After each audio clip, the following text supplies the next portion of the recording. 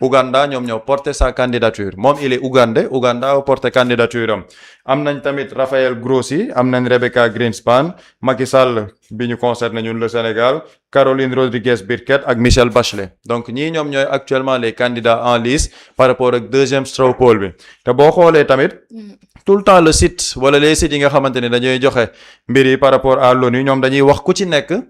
ban date la ñu posé sa candidature ak kan moom moo déposé sa candidature boo xoolee Yvonne Baki bii may wax moom tamit dañoo déposé sa candidature le 17 août par le Tonga Michelle Bachelet bi nga xamante ni moom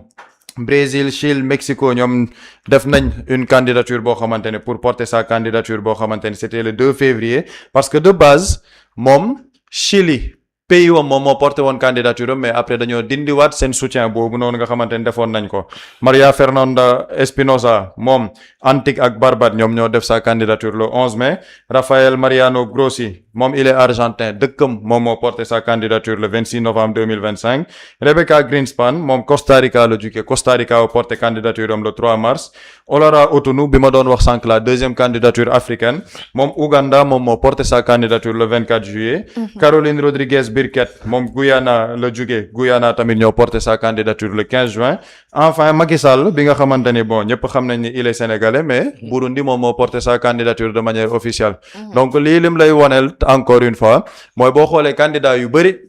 dëkk bi ñu jógee ñoo porté seen candidature te loolu c'est très important dans le système de l'ONU mais da ngay gis ne Macky Sall au-delà du fait qu'il n'y avait pas un consensus au niveau de l'Union africaine parce que loolu aussi il faut le rappeler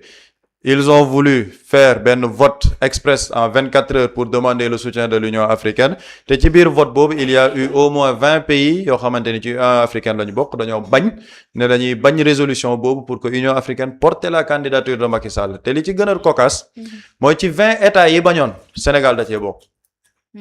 ba ñuy def résolution Union africaine pour porter la candidature de Macky Sall Sénégal dafa bañoon ni du nangu vote boobu donc Macky Sall en l'état actuel il est porté par le Burundi il n'a pas le soutien de l'Union africaine dernièrement avec li ñu gis bon sur la scène politique ci le président Bassirou Diomaye Faye nangu ni moom état du Sénégal moom moo décidé ci non turu Sénégalais yépp ne état du Sénégal day accompagner Macky Sall mais malgré ce soutien de l'état du Sénégal jàpp nañ ne Macky Sall il n'a pas trop de chance par rapport ak li nekk di xew te deuxième straw poll bi mooy vote informel bi ñëw tey ci ngoon xëy na dina gën a joxe tendance yi te Macky Sall si les tendances du premier vote se confirment dañuy gën a jàpp ne amul ay chance moo tax ma doon alerter ne bu ñu toogee dégg ne Macky Sall désisté wu na wala bàyyi na ne waaw parce que dañuy bañ a yàqal chance Afrique ak yooyu aajuwul ci loolu c'est parce qu'il n'aura pas reçu les votes yi mu yaakaaroon xam na ne amul chance donc il se désiste te jàpp naa ne au plus tard le 1er octobre normalement conseil de sécurité bi dinañ wax ñoom dinañ définir benn candidat bu ñuy proposer à l'Assemblée générale de l'ONU donc li ci des bëreetul là ce sera un deuxième vote informel buy joxe tendance yi mais ci li ñu mën a jàpp daal ci tënk Macky Sall encore une fois il part en ballottage défavorable par rapport ak premier choix yi profilu yeneen candidats yi maintenant on attendra de voir cet après-midi xëy na par rapport ak fuite yi lan mooy nekk les deuxièmes résultats du deuxième vote informel. jërëjëf Pape Samba am na solo buri buñ dikkee ci candidature Macky Sall boobu nga xamante ni foofu ca poste secrétariat unique de l'ONU moom mu ngi woy ba léegi di woy li nga xamante ni moo di ay campagne am lu demel même si ses chances sont limitées. Bon, ces chances sont limitées bu ñu xoolee ci li nga xam ni mooy vote informel bi ñu njëkkoon def parce que bu ñu xoolee son cas bu ñu les résultats yi nga xamante ni jotoon na fuité un candidat bu ñu xoolee ci classement bi d'abord il est cinquième ñaar la jiitu muy Espinosa ak ki nga xamante ni mooy Otunu mais le problème mooy buñ doon classé ñi nga xamante ni ñooy parmi les candidats yi nga xam ni am na ñu ëpp ñi nga xamante ni ànduñu ci candidature am c'est Macky Sall avec su ma juumul 7 pays yi nga xamante ni dañu opposé wu ci candidature Macky Sall parmi tous les candidats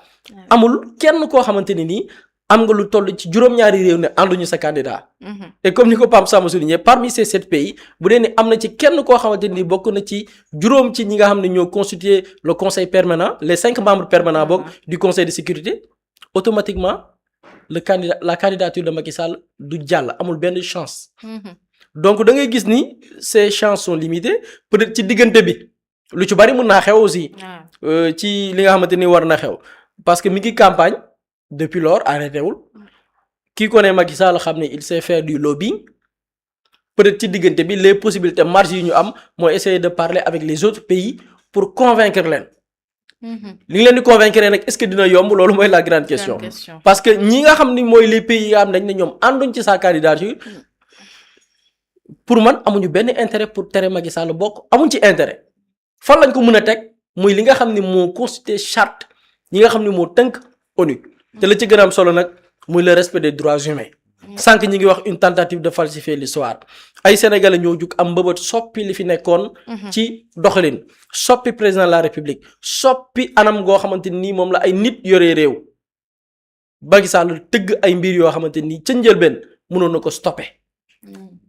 te dafa am loo xam ne Macky Sall mënu ko génnee ci histoire am muy li fi xewoon ay nit jug ngir soppi li fi ne même bu fekkee ni ceux qui sont renseignés xam nañ ni même bu dee ni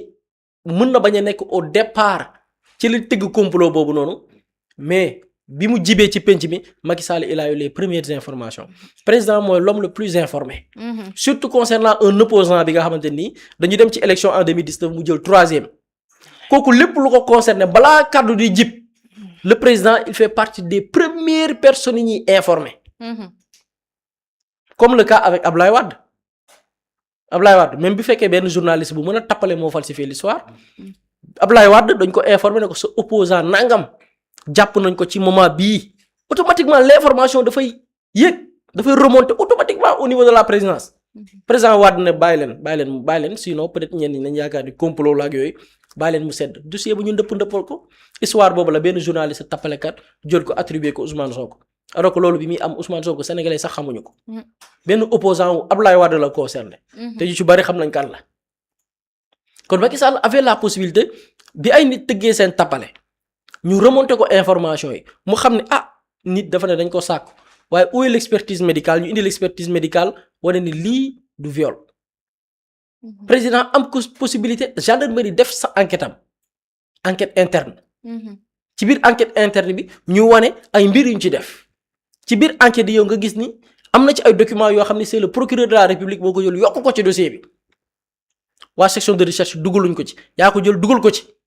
faire du faux dem copier des pages télécharger fa ay photos dugal ko ci pour peser ci dossier bi loolu président xam na ko mënoon na ko stopper mais stoppé wu ko bàyyi mu jàll ba lu ëpp fukki doomi aadama dee ci en 2021 liñ naan situation mun na am mun nga nekk ci pexe nga gis ni lii mooy la réalité nga reculer ci yoon Macky Sall taxaw jàkkaarloog Sénégalais ne lii ngeen wane ni da ngeen am lu leen métti am na lu ma ci jàng mooy jeunesse la boo xam ne dafa découragé jeunesse la bu amul xëy jeunesse la bu lii ak lii ñu ne peut-être jàng na ci parce que man jàpp naa ni jàng bi mu ci war a am mooy jeunesse bi li tax ñu jug défendre un candidat mooy seen yaakaar dafa taste ci candidat bii lañ ko yaakaaree ñu ne peut-être dégg na ñu teg ci diir mu dem jëndi ay armes démb moom lañ doon évoqué dossier des 45 milliards bi mu signé ak le bandit Petit Boubé 45 milliards pour ay matériel wàllu armement jënd ko pour préparer quoi préparer martyriser li nga xam ne mooy le peuple réprimer li nga xam ne toutes sortes de manifestations jaaree la ko ci ab loi boo xam ni toutes sortes de manifestation da nga ko jël assimiler ko au terrorisme lii c'est le bilan de Macky Sall loolu xew entre 2021 2022 2023 il fallait accélérer les dossiers maintenant toog nañ lu yàgg il fallait choisir un doyen des juges il fallait que ñu raxas gendarmerie teg fa une personne favorable il fallait que ñu def benn recrutement massif boo xamante ni nii tey buñ ko audité woon xam ne am na ñu intégré ci suñuy corps te mérité wuñ ko jël ay nervi héberger leen di leen fay y a des transferts Wave avec des enquêtes avec des rapports et tout di livrer des armes ñuy boobu askan wi lii c'est le bilan de Macky Sall mi ngi xew entre 2021 2023 ces pays yi nga xam ne dañ ne ànduñ ci candidature Macky Sall lii kese moo tax parce que xamuñu Macky Sall ñoom amuñu intérêt wu yàqal Macky Sall parce que jotewuñ ak moom dara mais dañu xool les chartes yi tëgg l'ONU gis li nga xam ne mooy sàmm ak yelleefu doomi aadama ñu ne kii kat mais ay na yéwén warul nekk candidat 7 pays ne ànduñ ci sa candidature te bu ci amee benn parce que dans ces 7 pays lu ñu wóor ne amul les 5 membres permanents du conseil de sécurité mais dañ ne la kenn ke ci 7 yooyu bu ci amee kenn moo xam États-Unis la moo xam Chine moo xam la France moo xam Russie Macky Sall du bokk candidature am même bu ko ñëpp voté loon kenn ne non teg naa sama droit de veto c'est fini c'est mort. C'est fini pour lui. daloon na Kofi Annan y a que la France moo opposé woon Kofi Annan naru woon nekk secrétaire général de l'ONU parce que la France dafa opposé woon ak moom il a fallu que ñu def du lobbying après France accepte Kofi Annan mu gën a nekk mais France bu continuer woon ne ñett Kofi Annan du mës a nekk secrétaire général de l'ONU tey Macky Sall loolu moo koy yor maintenant dañuy essayer di xaar di xool mbir yi fan lay mujj en tout cas bu ñu xoolee parce que nit ñi li ñuy wax du mbañeel du dara mais bëgg nañ suñu réew bu amee ku koy défendre li nga xam ne mooy charte yi tënk li nga xamante nii mooy mbootaay bi nga xam ne moo ëmb xeeti réew yëpp mu doon koo xam ne nag ay na yéwén ku mën a représenter Sénégal la koo xam ne bu ñu xoolee ci wàllu passif au moins amul lenn lu ñu koy reprocher ci wàllu respect des droits humains sàmm ak yelleef doomi aadama gisuñ dara lu ñu koy reprocher on est dans un monde planétaire li doon xew Sénégal ay France 24 def na ci fact checking c'est-à-dire que répression yi ñu doon def un policier génnee ci auto police yor arme civile parce que habillé wul comme policier sol ab tenue génn ci manifestant yi def la muy def duggaat ci auto police loolu France 24 moo ko ñu doon fact checké lan moo ci toppoon après loolu dañ ko def ba pare envoyé ay éléments de la police ñu organiser conférence de presse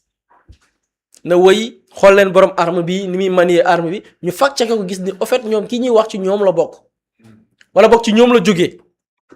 parce que mun na ci ñoom la bokk mun naa ni policier la te wóoruma ba xam policier la mun na nekk sax ab nervi bu ñu intégré waaye gis nañ ni ci seen oto la génnee loolu c'était des images yu doon daw ci àdduna bi dëkk yëpp di ko gis dans tous les continents ñu ko doon gis ces pays là ñu ngi gis loolu moo tax Macky Sall bu ñuy defee classement des derniers moo jël raw gàddu gi parce que li contre candidature moo ëpp ci candidat yi ngay jël yëpp donc essayons de voir parce que diggante boobu ak léegi am na temps peut-être il a essayé de faire du lobbying il a essayé de rencontrer des pays il a essayé de voir des représentants de certains pays parce que il faut le dire alal ju bari la yor xaalis bu bari milliardaire la milliards yi ñëpp xam nañu liggéeyu parce que salaire u 4 millions et quelque la doon fayee milliards yooyu noonu moo ko permettre mu def le tour du monde ak jet privé moo ko moom ak moomu mais ba bu ko loué woon jet privé avec toute sa délégation mais ça coûte cher c'est des milliards alal la yor donc entre temps peut-être tooguñ il a une équipe vraiment de com il a une équipe bi nga xamante ni tout ce qui est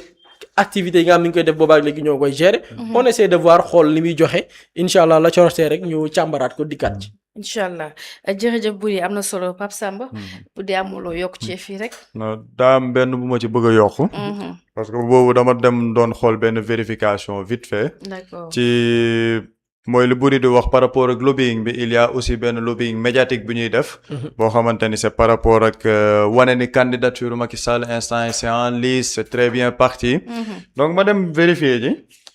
dafa am benn sondage bu gars yi njëkkoon génnee boo xam ne bu Pass Blue moo ko def pour wane par rapport ak tendance yi gis nga premier sondage bi xam nga dañoo def Rebecca Greenspan 32%, Maria Fernanda Espinosa 23%, def candidat bu ci nekk sa pourcentage Olara Otuno 1,9%, Macky Sall ñu def 1,8%. ñu ne Macky Sall moom mooy ndaare léegi ñoom nag dañoo am benn page bu ñu utiliser boo xamante ni sur Facebook la gars yi bu ñu ko demee xool dinañ ko gis GLEP la tudd ñoom ñu créer seen benn sondage ñu def benn sondage te ne gars yi jàpp après bi ñuy def am na benn sondage boo xamante ne créé nañ ko sax avant bii la Saliou mooy bi ñu def sondage ONU bii ñu ne exclusif sondage ONU Macky Sall en tête de la course au secrétariat général Macky Sall 34,2%, 12,5 points, Rebecca Greenspan 28,7%. Après ci suuf li ma ci intéressé ñu ne résultat du dernier sondage réalisé auprès des délégués de l'ONU ñoom ñoo bind loolu ñu ne c'est un sondage boo xamante ne très bien merci Régie ñu ne résultat du dernier sondage réalisé auprès des délégués de l'ONU gis nga ñu ne Macky Sall moo jiitu texte bi ñu ko accompagné mooy bi nga defoon sànq Sall ñu ne analyse la dynamique Macky Sall se confirme l'ancien président sénégalais conforte sa position xam nga grâce à son expérience diplomatique ak yooyu ñu ne actuellement ce qui a changé mooy dafa am soutien unanime de l'Union africaine Macky Sall ce qui est faux. Ñu ne aucun veto des 5 membres permanents.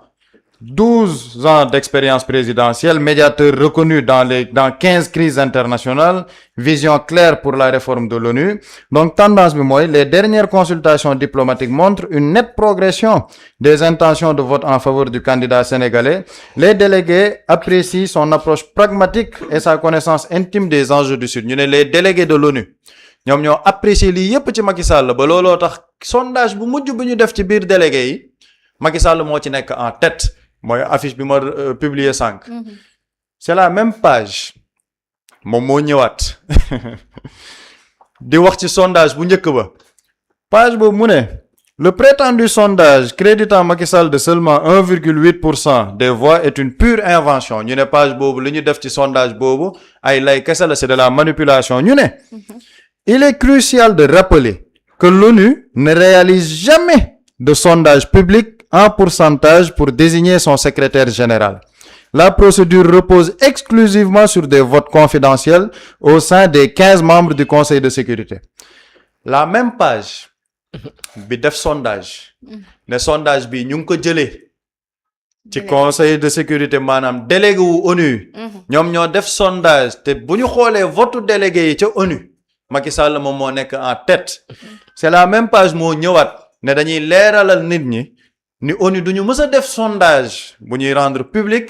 vote yi nañ ko xaar rek ci vote informel bu straw poll bi. Donc ça aussi c'est une manipulation boo xam ne dañ koy def ñoom ñoo créé seen sondage